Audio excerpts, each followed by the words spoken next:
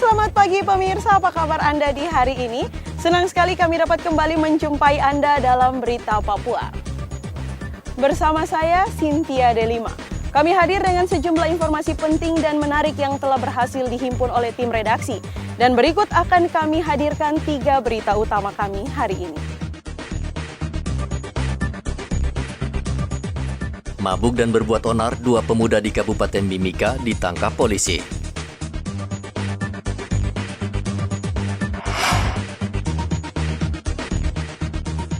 Jelang Hari Raya Natal, harga kebutuhan pokok di Pasar Wamanggu Merauke mahal.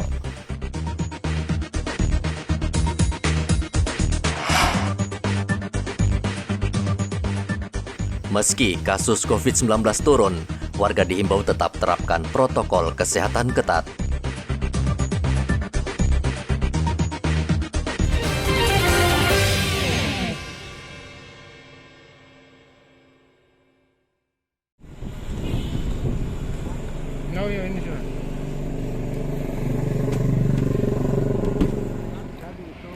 Dua pemabuk yang membuat onar ini ditangkap dan dibawa ke Mapolsek Mimika Baru. Mereka membuat onar di salah satu penginapan di Jalan Cendrawasih, Kamis kemarin. Menurut saksi mata sebelumnya, 2 pria dan seorang wanita menyewa kamar sejak siang hingga malam hari.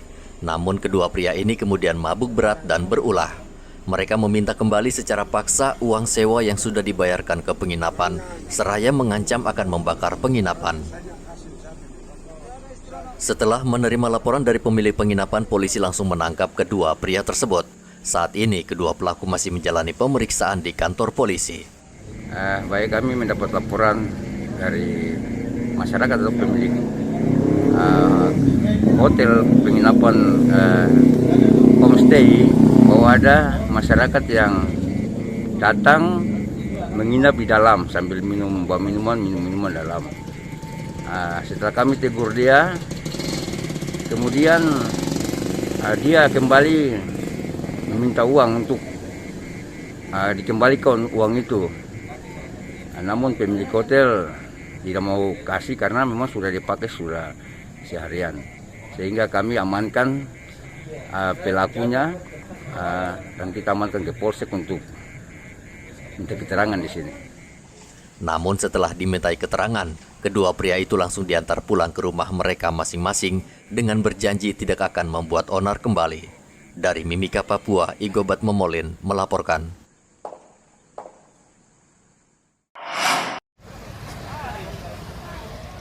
Polisi meringkus 28 orang yang terlibat dalam bentrokan 2 kelompok yang terjadi pekan lalu. 9 diantaranya telah ditetapkan menjadi tersangka. Bentrokan antar 2 kelompok warga terjadi di Jalan Jayanti, Kelurahan Inauga, Distrik Mimika Baru.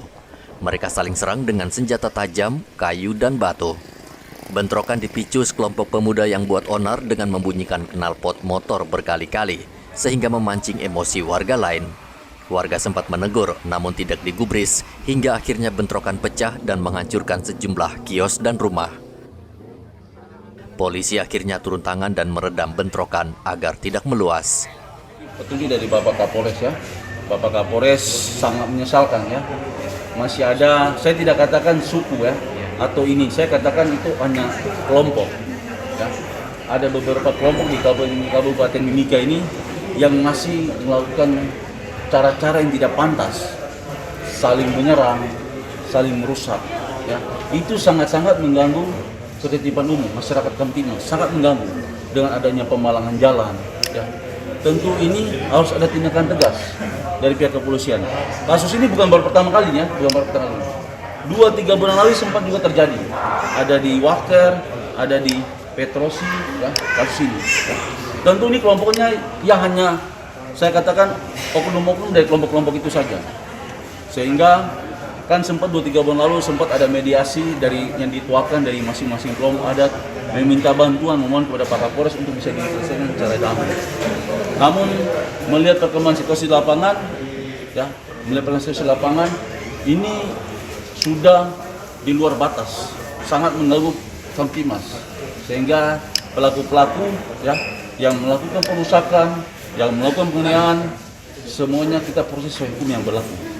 Ini negara. 9 tersangka saat ini masih menjalani pemeriksaan, sementara sisanya dipulangkan ke rumah masing-masing. Sementara kedua kelompok warga sepakat berdamai. Dari Mimika, Papua, Igobat Momolin melaporkan.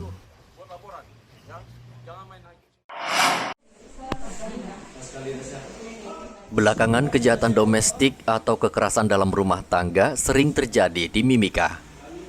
Kamis kemarin seorang ibu rumah tangga babak belur dianiaya pasangannya sendiri.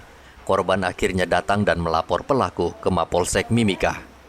Dengan wajah lebam, korban menangis sambil menuturkan kekerasan yang dialaminya. Menurut pengakuan korban, ia dianiaya karena pelaku tidak terima anak kandungnya ditegur korban.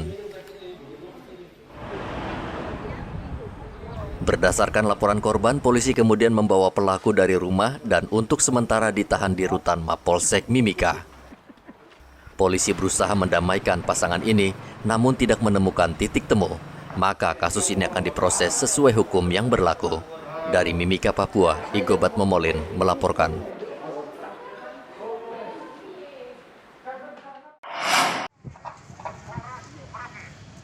Gelombang 3 COVID-19 sudah terjadi di sejumlah negara. Untuk mengantisipasi penyebaran varian baru di Merauke, kepolisian sudah menyiapkan langkah bila penerapan PPKM level 3 diberlakukan 24 Desember mendatang. Pemerintah berencana menerapkan kembali PPKM level 3 menjelang perayaan Natal dan Tahun Baru karena kedua hari besar tersebut bisa memicu munculnya klaster baru. Kepolisian Merauke akan bekerja sama dengan TNI dan Pemda membatasi setiap aktivitas warga. Kapolres Merauke mengatakan ia tidak akan segan mengambil tindakan tegas jika ada warga yang melanggar aturan PPKM level 3. Kita akan meluruskan tata aturan yang dikemukakan ke seluruh Nusantara, sama di Merauke juga melakukannya dengan taktis, dengan baik dan tegas. Ya, apabila masyarakat kita kasih tahu secara baik dari hati ke hati tidak mau mendengar, ya kami minta maaf. Kami akan mengambil langkah hukum demi keselamatan kita semua. Rata-rata yang dilakukan oleh pemerintah dan kita tegaskan kepada masyarakat itu semua demi keselamatan kita. Contoh dulu vaksin, contoh dulu protokol kesehatan. Bisa bayangkan itu, walaupun saya sudah sehat, saya sudah diobati, saya sudah aman, saya juga jangan lupa selalu pakai ini, cuci tangan dan sebagainya. Pulang ke rumah, cuci muka dulu, mandi dan sebagainya, baru peluk istri dan anak. Nah, ini harus kita lakukan dengan baik. Dan jangan lupa, sekali lagi, ini demi keselamatan kita semua. Kita tidak tahu varian kali ini yang sudah bergerak, apa jenisnya dan bagaimana, kita belum tahu. Tetapi apa yang dicanangkan oleh pemerintah dan yang diinstruksikan oleh kita di kepolisian, mohon diikuti dengan baik. Mau main petasan atau kembang api boleh di area terbuka, jangan di rumah masyarakat, jangan di depan tempat ibadah. Saat ini polisi terus menggencarkan vaksinasi massal lewat gerai yang dibuka di sejumlah lokasi. Polisi juga rutin menghimbau warga agar menunda liburan selama Hari Raya Natal dan Tahun Baru, sehingga tidak terjadi gelombang baru COVID-19. Muhammad Ridwan melaporkan dari Merauke, Papua.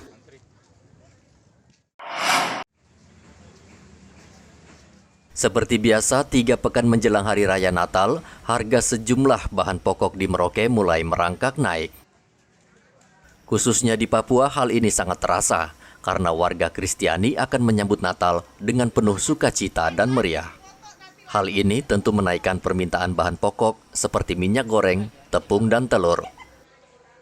Tidak heran harga ketiga bahan pokok ini di Pasar Wamanggu Merauke mulai naik. Kenaikan harga bahan baku kue tersebut berkisar Rp1.000 hingga Rp2.000.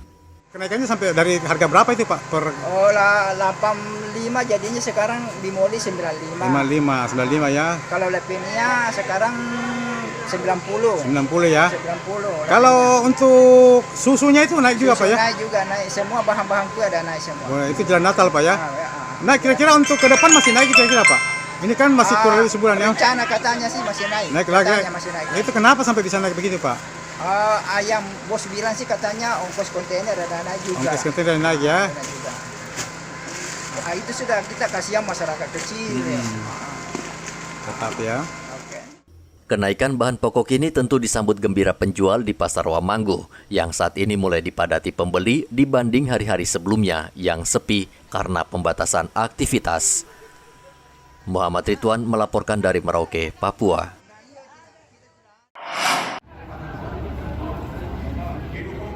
Pekan Olahraga Nasional dan Peparnas di Papua beberapa waktu lalu ternyata telah menggairahkan perekonomian di Bumi Cendrawasih. Kedua event nasional ini terbukti mendongkrak pertumbuhan ekonomi daerah 2 kali lipat.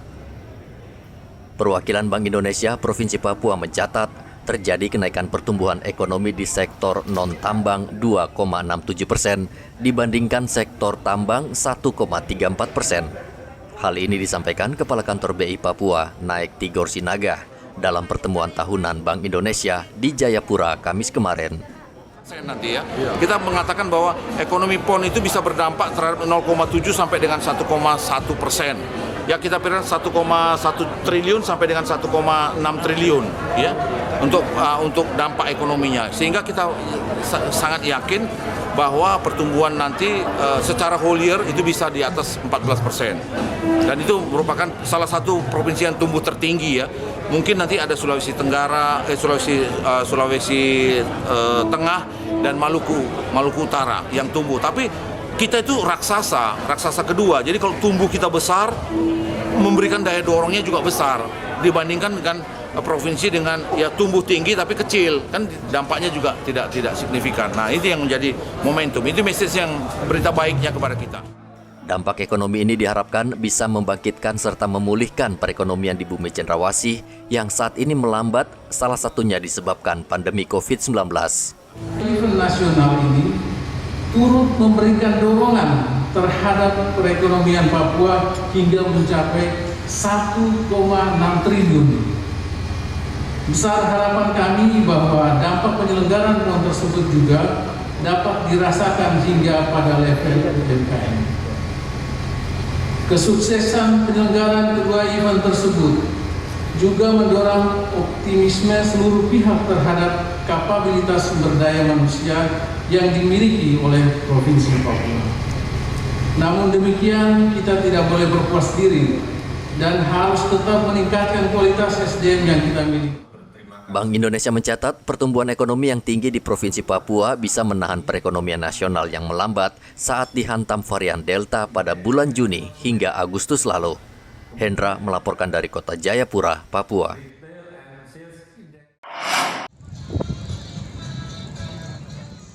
Tren kasus COVID-19 saat ini turun di Merauke. Kondisi ini rupanya membuat warga larut dan abai menerapkan protokol kesehatan. Sebagian bahkan beranggapan COVID-19 sudah hilang. Tidak heran di sejumlah tempat di Merauke banyak warga berkerumun dan tidak menggunakan lagi masker. Kondisi sangat berbahaya karena pandemi masih mengancam. Menurut Kadinkes Merauke Dr. Neville Muskita, kesadaran warga menurun. Ia meminta perilaku abai prokes ini tidak dibiarkan karena bisa membahayakan warga sendiri.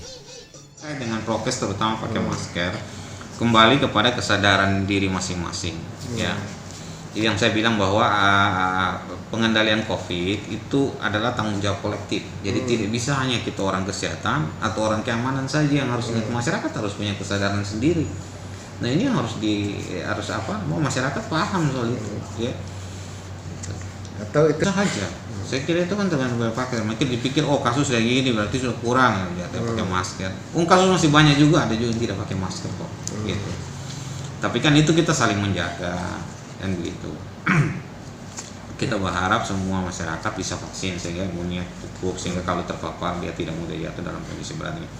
Tapi kan selalu saya sampaikan bahwa ada masyarakat kita, orang-orang tua, orang-orang yang punya komorbid dan yang tidak memungkinkan divaksin, ini kan kita juga wajib melindungi mereka, gitu. Dengan apa? Dengan prokes itu. Ketika kita tidak pakai masker, kita sudah vaksin, kita terpapar, kita tidak apa-apa. Tetapi kita bisa aja menularkan kepada orang-orang yang tadi, orang tua atau orang punya komorbid. Dan mereka karena kondisi kesehatan mereka seperti itu, mereka aja bisa aja jatuh dalam kondisi yang berat dan kemudian meninggal. Itu salah siapa? Itu kan salah kita sendiri karena kita tidak saling menjaga. Dinas Kesehatan Merauke menghimbau warga agar menghindari kerumunan dan tetap mengenakan masker untuk menangkal penyebaran COVID-19. Data Satgas COVID-19 Papua per 25 November, jumlah pasien yang masih dirawat 88 orang, sementara yang sembuh 41.000 orang. Muhammad Ridwan melaporkan dari Merauke, Papua.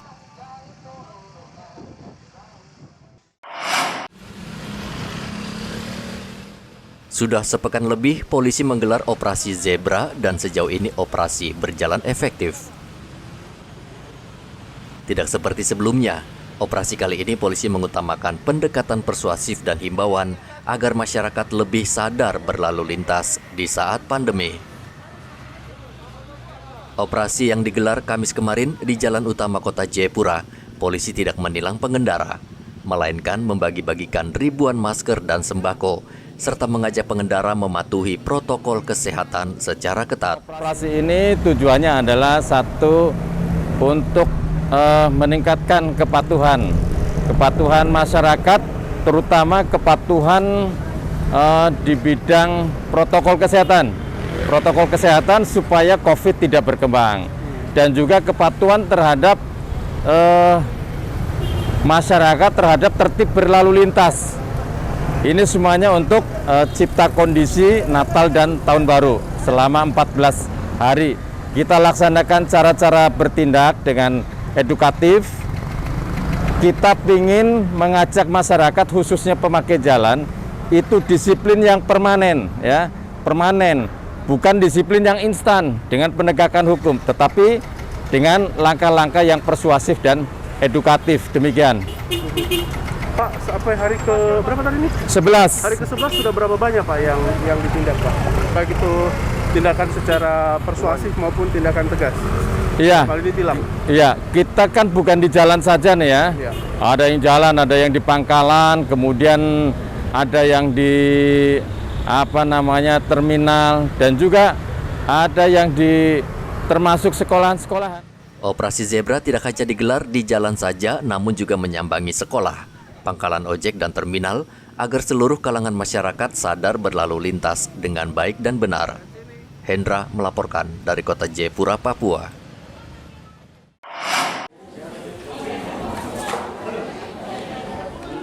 Vaksinasi hingga kini terus dilakukan Pemda bersama Polri dan TNI. Vaksinasi massal mulai merambah ke kampung-kampung dan wilayah terpencil agar target vaksinasi tercapai. Kampung Yoboy yang berada di Danau Sentani, Kabupaten Jayapura, salah satu yang menerima vaksin pada Kamis kemarin. Warga Sentani menyambut baik vaksinasi ini dan mereka langsung antri satu persatu. Warga di kampung ini senang petugas vaksin datang ke wilayah mereka, karena mereka tidak perlu jauh-jauh naik perahu ke kota. Sentani, Kabupaten Jayapura, untuk vaksin massal yang telah terjadi di Kampung Yoboy, kami atas nama pemerintah Kampung Yoboy mengucapkan banyak terima kasih karena sudah membantu masyarakat kami di Kampung Yoboy dalam meneruskan program-program pemerintah untuk program vaksinasi di Kabupaten Jayapura, di Provinsi Papua, dan juga di Indonesia. Untuk itu kami ucapkan banyak terima kasih karena sudah datang dengan kerelaan hati membantu masyarakat di kampung ini, tidak mengeluarkan biaya apapun dari masyarakat untuk pergi ke sana untuk vaksin lagi. Jadi atas nama pemerintah tapi juga masyarakat, seluruh masyarakat Kampung Yoboy sangat mengapresiasi para Depo Air Kabupaten Jayapura yang ada di Sentani, dan ini juga dalam rangka hari ulang tahun Depo Air yang ke-71 tahun. Memang kami sengaja melakukan vaksin di Kampung Yoboy karena kampung ini satu-satunya akses yang bisa kami jangkau dengan kapal patroli kita maupun longboat, karena kampung ini jauh dari daratan, artinya daratan di kampung sebelah. Jadi satu-satunya aktivitas masyarakat di sini menggunakan perahu atau longboat untuk satu kampung sini. Makanya kita lakukan atau kita laksanakan vaksin di daerah Jeboy. Selain vaksinasi, warga di kampung ini juga diminta tetap menerapkan protokol kesehatan karena saat ini masih dalam masa pandemi. Cakupan vaksinasi di Kabupaten Jayapura baru mencapai 64%. Dari target 87.000 orang, baru sekitar 56.000 orang yang sudah divaksin. Namun Pemda Jayapura optimis, target vaksinasi akan selesai pada akhir tahun ini.